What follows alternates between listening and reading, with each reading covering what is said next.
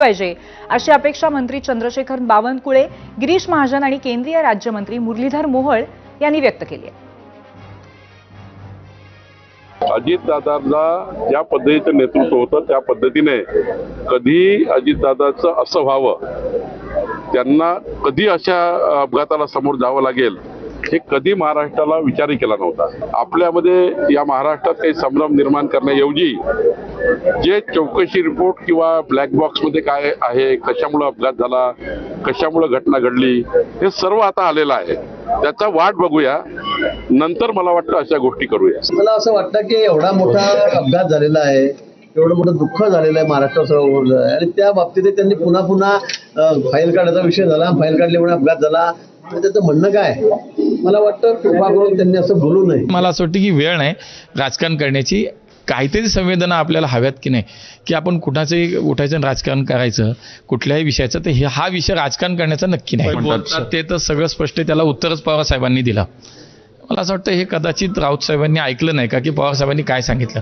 पण ठीक आहे, त्यांना नेहमी सवयच आहे की 12 महिने 24 तास फक्त राजकारण करायचं आहे.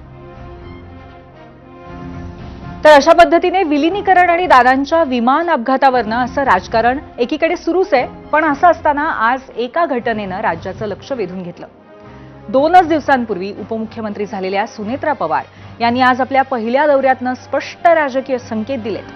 शरद पवार आणि अजित पवारांच्या राजकारणाचं प्रेरणास्थान असलेल्या कराडच्या प्रीती संगमावरती आज सुनेत्राताई गेल्या. यशवंतराव चव्हाणांच्या समाधीस्थळी त्यांनी पुष्पांजली अर्पण केली. त्यानंतर विदीप जाधव यांच्या कुटुंबियांचं त्यांनी सांत्वन केलं. जाधव हे दादांचे सुरक्षा रक्षक होते, त्यांचंही विमान अपघातात निधन झालंय. आपलं दुःख बाजूला ठेवत सुनेत्राताईंनी जाधव यांच्या पत्नीचे अश्रू पुसले. त्यानंतर बारामतीला परतल्यावरती राजकीय आणि सामाजिक क्षेत्रातील प्रमुखांच्या त्यांनी भेटीही घेतल्या.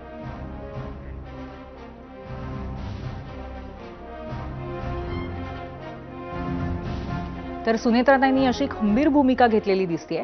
दरम्यान राष्ट्रवादीच्या विलिनीकरणावरनं सुरू असलेल्या वादावरती चर्चा आपण आज करणार आहोत. परंतु या चर्चा सुरू करण्यापूर्वी आम्ही जो प्रश्न विचारला होता त्या संदर्भामध्ये तुमच्या प्रतिक्रिया काय आहेत ते आपण पाहूयात. मीडिया सेंटरला काही निवडक प्रतिक्रिया आपण बघणार आहोत.